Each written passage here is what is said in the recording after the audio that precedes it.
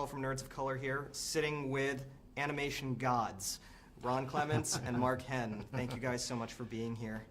My pleasure. Yeah, nice to be here. I wanted to say, The Little Mermaid, in honor of the 30th anniversary of this seminal classic, it really is humbling to sit down with you guys. And I wanted to ask, in this new anniversary set, what can we expect to see, and what do you hope people will discover or rediscover when they check it out for themselves? Well, everything's a notch up in terms of the quality of the sound. It has Atmos sound now, which is a full surround sound, and it has a very pristine 4K picture that is just sharper and more vivid than you've seen before. But it's the same movie. I mean, it's the movie itself.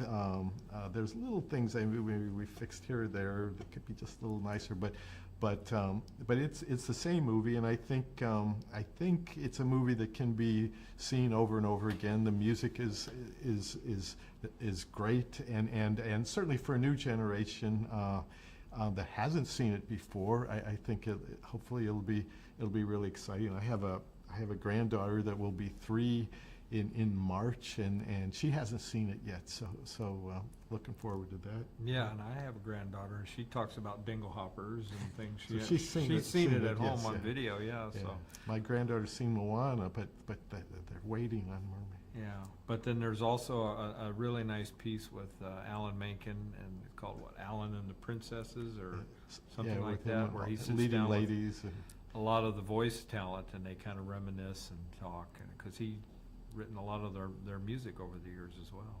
He could have sat down with Mark and done the could've same thing, because Mark that would have been scary. Mark is like 5 or 6 of those princesses. He could have saved money. I'm looking forward to seeing it myself. I think I must say I'm the hugest fan of traditional hand-drawn animation. Every time I pop on one of the classics, Aladdin, Hercules, this movie, Beauty and the Beast, I think to myself, they don't make them like that anymore. And I wanted to know, how do you guys feel about potentially a resurgence in fully traditional hand-drawn animation in the future to come for animated movies? Well, never say never, for sure. But I think, incorporating hand-drawn animation like we did with Moana, with Minnie Maui, and other things. I did some traditional for Wreck-It Ralph. There's some in there if you look closely. It's still there. It's still around. I don't know if we'll, get back to a full feature. Could, but I mean, there's all kinds of of filmmaker.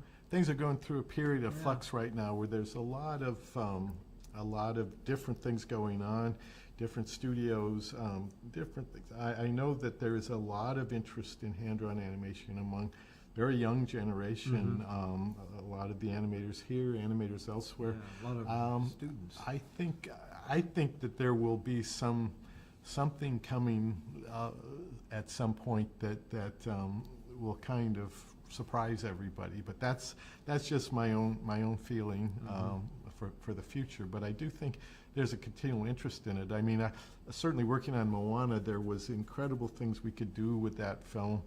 With the textures and the lighting and the environments and the camera moves, there's so much, and that's, you would never want to necessarily give that stuff up, but I would agree with you that there's something very, very appealing and charming about drawings coming to life and seeing those drawings, and when it's done a certain way, and there's a Disney way of doing it, like Mark's a master of, and so many other people that would hate to see that just go away. I think I really hope that it continues.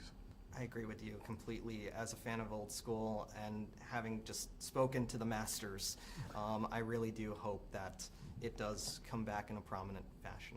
Thank you so much, both of you, for your time, and I'm looking forward to checking out the DVD myself, and hope you have an amazing day. Great. Thank you. Thank too.